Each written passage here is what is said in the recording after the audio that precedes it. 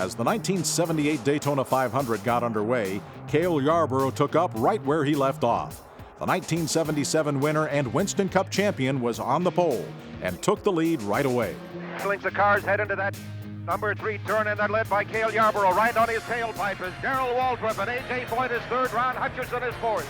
Ron Hutcherson takes over the third spot from Foyt. Foyt in fourth. Pearson right in his draft, then Petty, as they head out of turn number 4 into the tri-oval. A tremendous crescendo of sound as they come to 190 miles per hour for the first time into the tri-oval. Cale Yarborough right on his rear bumper, tapping his Darrell Waltrip as he tries to move through. It is Waltrip trying to intimidate in the opening lap at over 195 miles an hour. They are battling for the lead going into turn 3. Yarborough and Waltrip traded the lead 6 times in the first 10 laps. But soon the lead draft became Waltrip and inevitably Richard Petty and David Pearson. The King had been running up front for over 30 laps when disaster struck. The car in second place, Waltrip, is getting carried along. David Pearson down underneath Waltrip as he goes for the number 2 position. They're door to door, and Pearson may go after Petty for the lead. They're down the backstretch.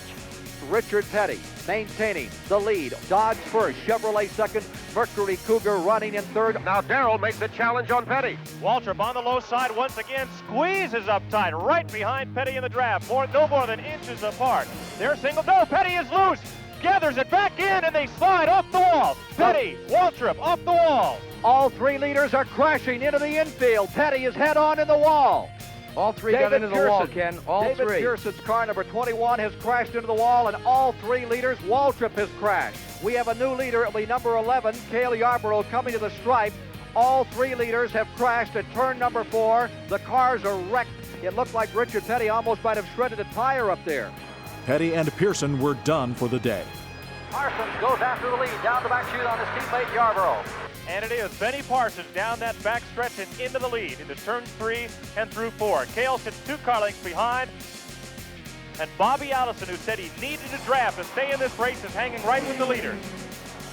Since 1975, Benny Parsons had finished first, third, and second in the Daytona 500. Parsons joined the front runners, but soon found trouble of his own. Benny Parsons' car has hit the grass. Parsons just turned and it looked like the car broke loose at the rear end and went straight toward the infield.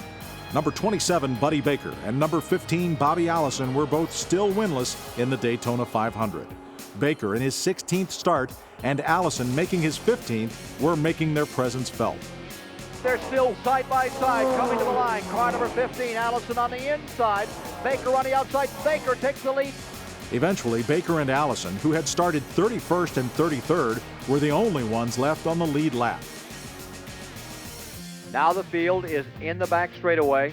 It will be decided this afternoon between a Thunderbird or an Oldsmobile. And they are just barreling down the back straightaway with Baker hanging into the lead as just a half a car length as they go by Dave Marcus.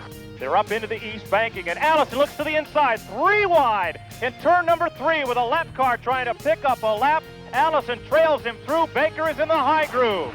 Dave Marcus trying to get a lap back, and he made them go 3 wide as they came by. They're high on the speedway coming into the corner. Number 2, Marcus getting a lap back, and right behind him come those 2 leaders side by side. It's car number 15. Bobby Allison on the inside. Baker's bad luck returned when his engine departed. Baker looks like he's losing an engine or a tire. There's a tremendous plume of smoke now behind his automobile. That left the race to Bobby Allison. Bobby Allison, who has never won this race, looks like he may have gathered it up today and run the perfect race. Here he is, coming to the stripe to win the Daytona 500, the leader of the Alabama gang. Bobby Allison is successful here today.